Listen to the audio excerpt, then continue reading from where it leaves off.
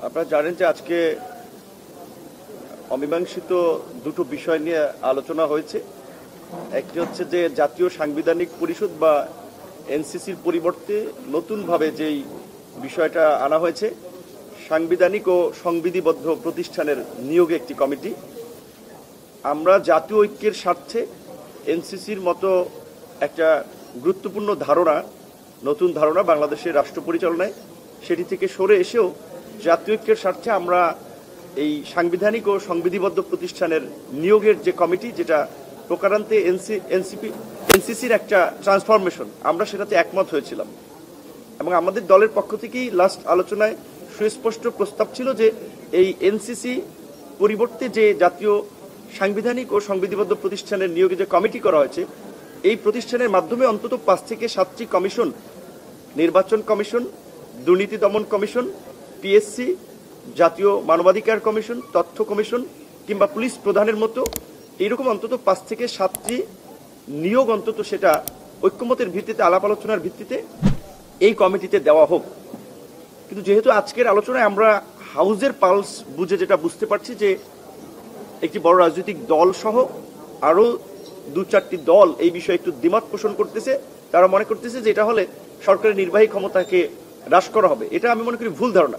কারণ আমরা যে গত 16 বছরে ফ্যাসিবাদের বিরুদ্ধে লড়াই আমরা দেখেছি যে বেনজির কিংবা শহীদুল হকের মতো লোকেরা পুলিশ প্রধান হয়, কিংবা একেবারেই ঠুটো জগন্নাথ মার্কা মানবাধিকার কমিশন হয়, কিংবা এই যে রাতের ভোটের কারিগররা 14-র বিনা ভোটের নির্বাচন, 18-র আগের রাতের নির্বাচন কিংবা 24-এর ডামি নির্বাচন, যে প্রক্রিয়া ইলেকশন কমিশন গঠিত হয়, আমরা এটাকে চেঞ্জ করতে চেয়েছিলাম যে সামনের দিনগুলোতে যেন এই রকমের ব্যক্তিরা এই সমস্ত প্রতিষ্ঠানগুলোতে না আসতে পারে এবং রাষ্ট্র পরিচালনা এই প্রতিষ্ঠানগুলো নাগরিকদের প্রত্যাশা অনুযায়ী একটা ভূমিকা রাখতে পারে।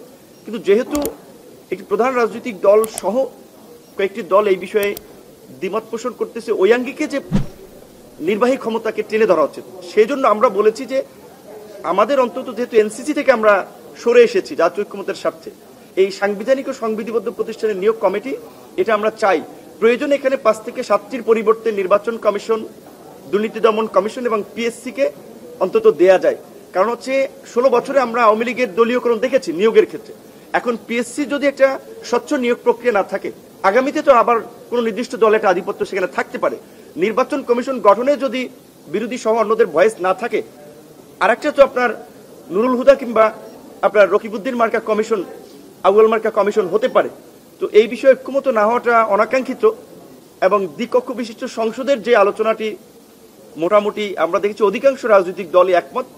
শুধুমাত্র আপনার ফরমেশন প্রক্রিয়া, উচ্চকক্ষের ফরমেশন প্রক্রিয়া নিয়ে অনেকের দ্বিমত আছে। সেখানে আমাদের দলের পক্ষ থেকে পরিষ্কার অবস্থান আমরা যেটা বলছি যে আমরা আমাদের দলের প্রতিষ্ঠা লগ্ন থেকে আমাদের ঘোষণা ছিল যে ভারসাম্যপূর্ণ সংসদের জন্য আনুপাতিক হারে নির্বাচন এবং উচ্চকক্ষ নিম্নকক্ষ 2 কক্ষ বিশিষ্ট সংসদ, সেখানে জাতীয় ঐক্যের স্বার্থে যদি আপনার আনুপাতিক নির্বাচনে পুরো নির্বাচন প্রক্রিয়া থেকে সরে আসতে হয়, অন্তত আমরা একটা কক্ষ, উচ্চকক্ষ নিম্নকক্ষের একটা জায়গায় আমরা আনুপাতিক হারে নির্বাচন চাই। সেটি যেহেতু রাজনৈতিক দলের আলাপ আলোচনায় উচ্চকক্ষে অনেকেই মত দিচ্ছে, আমরা সেটা চাই। কিন্তু সেখানে আবার যারা মূলত উচ্চকক্ষকে আরেকটা ঠুটো জগন্নাথ মার্কা প্রতিষ্ঠানে পরিণত করার জন্য আপনার 50 ভাগ আনুপাতিক হারে 50 ভাগ বিদ্যমান সিস্টেমে আলোচনা করা হচ্ছে, কিংবা সংবিধান সংশোধনের মতো গুরুত্বপূর্ণ ইস্যুতে সিম্পল মেজরিটিতে পাশের কথা বলছে, এইটা কার্যত গত এই আমরা 50 বছরে দেখেছি যে সংবিধান যে আপনার